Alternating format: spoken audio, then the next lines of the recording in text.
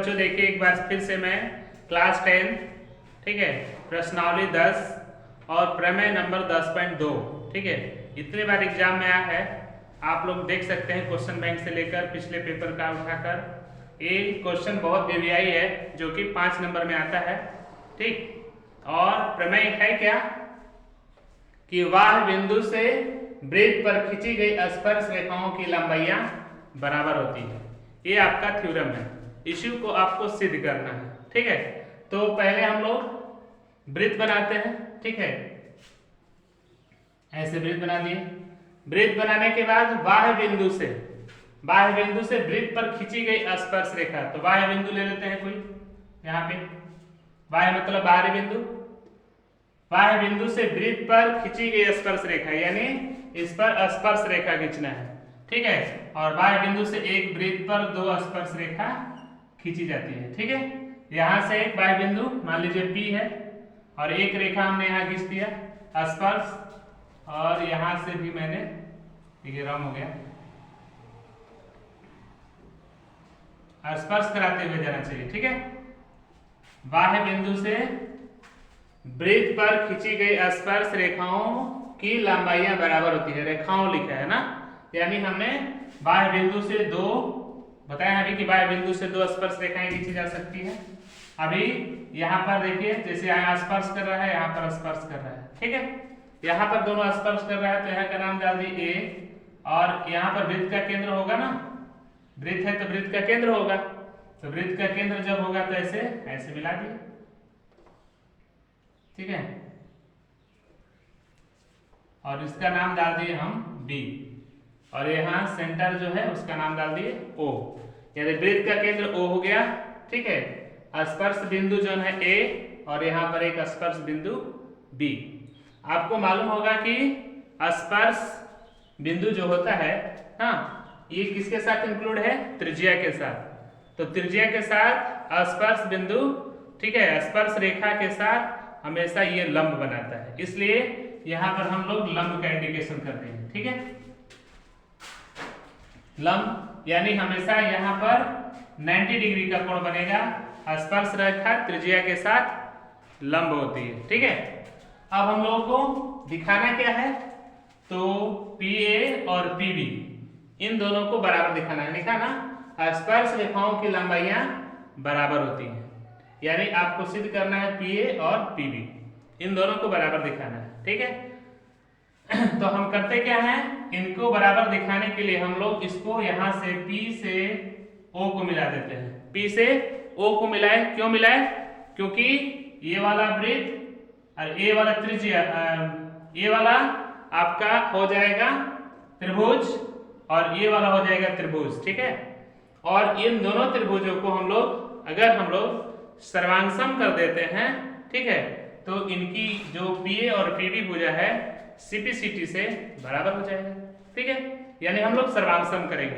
तो सर्वांगसम करने के लिए देखिए क्या करते हैं, पहले हम लोग को जो भी चीज सिद्ध किया करना रहता है तो पहले लिखते हैं 3 चीजों को। दिया गया सिद्ध करना है, अगर रचना आया तो रचना करते हैं, नहीं तो प्रमाण चाहे सिद्ध। तो पहले हम लोग लिखेंगे दिया गया है।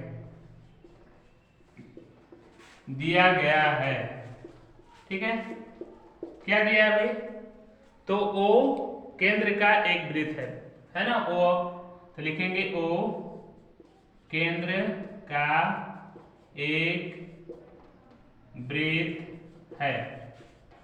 वृत्त दिया है पहले से। PA और PB स्पर्श रेखा है, PA और PB स्पर्श रेखा है।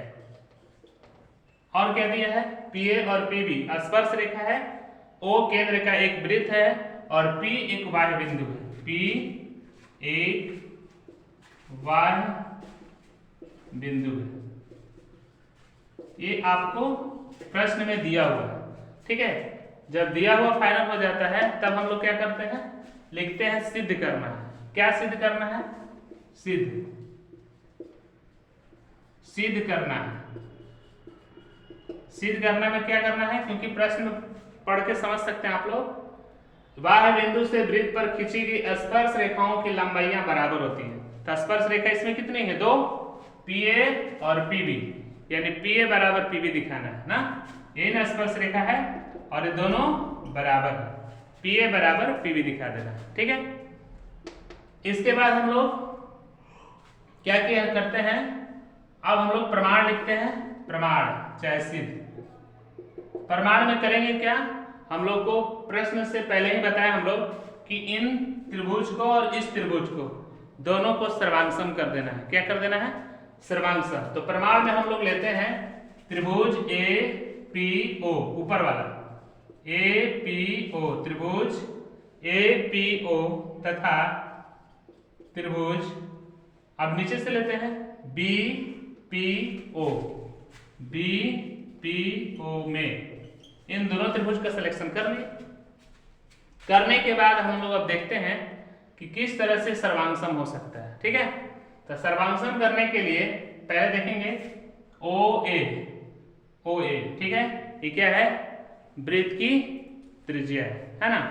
OA और OB ये वृत्त की त्रिज्या है, ठीक है। इसके बाद PO दोनों में उभयनिष्ठ का काम कर रहा है दोनों में। इसके बाद देखेंगे कि कोण PBO और कोण PAO, यहाँ पर A और यहाँ पर B, दोनों पर 90 डिग्री बना है ना, क्योंकि स्पर्श रेखा त्रिज्या के साथ लंब होती है। और कोई भी एक वृत्त में त्रिज्या होगी तो दोनों 2 त्रिज्या बने, 4 त्रिज्या बने, वृत्त में सभी त्रिज्याएं बराबर होती हैं, ठीक है। तो अब हम लोग करेंगे क्या, सबसे पहले लिख लेते हैं OA बराबर OB। OA बराबर OB, ये क्या है? वृत्त की त्रिज्या है ना, वृत्त की त्रिज्या, ठीक है। OA बराबर OB, OA OB क्या हो गया? वृत्त की त्रिज्या हो गई। PO और इस त्रिभुज में भी PO, देख लीजिए क्या काम कर रहा है। PO बराबर PO, ये उभयनिष्ठ का काम कर रहा है, उभयनिष्ठ का काम कर रहा है। उभयनिष्ठ किसको कहते हैं? उभयनिष्ठ उसे कहते हैं जो दोनों में आता हो, ठीक है, या बहुत सारे चीजों में हो, उसको बोलते हैं उभयनिष्ठ। तो अभी इस त्रिभुज में दोनों का गवाड़ी है PO, यानी इसको बोलते हैं उभयनिष्ठ। अब एक चीज और करना है, क्या करना है? अब हम लोगों को देखिए यहाँ पर 90 है, यहाँ पे 90 है, तो एक कोण ले लेते हैं PBO बराबर कोण कौन? PAO, ठीक है। ये दोनों पर क्या है? 90 है ना, चाहे स्पर्श रेखा के साथ लंब है, स्पर्श रेखा के साथ क्या है? लंब है। लंब का मतलब 90 डिग्री, ठीक है। ये भी बोल सकते हैं रीजन कि PAO PBO, यानी B पर, देखिए यहाँ पर B पर और यहाँ A पे, दोनों पर 90 डिग्री है, यानी दोनों 90 भी है, नहीं तो स्पर्श रेखा के साथ लंब है। ये देख रहे होंगे, तो यहाँ लंब हो गया, तो किस नियम से सर्वांगसम होगा? इसको लिखेंगे, इसलिए RHS सर्वांगसमता, RHS सर्वांगसमता से। RHS क्या होता है? RHS में क्या होता है?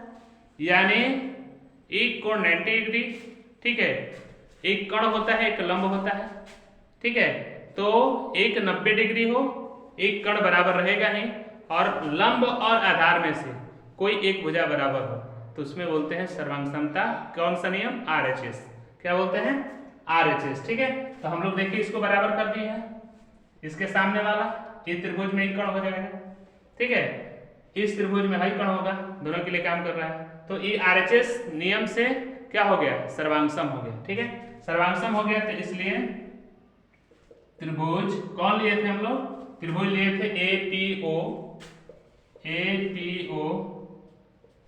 सर्वांगसम त्रिभुज BPO, यानी RHS सर्वांगसमता से ये दोनों त्रिभुज हो गए सर्वांगसम। और त्रिभुज जब सर्वांगसम होगी तो इनकी जो भी भुजाएं होती हैं, जो भी कोण होते हैं, वो आपस में बराबर हो जाते हैं। तो हमको सिद्ध क्या करना है, बस में भुजा किससे मतलब है, अभी इस थ्योरम में मतलब है पी ए और पी बी से। तो हम लिख देंगे पी ए बराबर पी बी, किस नियम से, तो सीपीसीटी।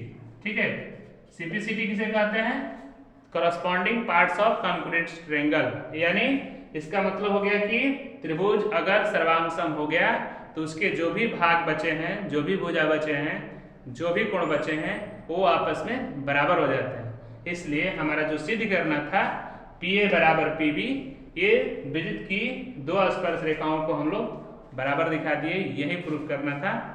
यही क्वेश्चन हमेशा बार बार एग्जाम में आते रहता है।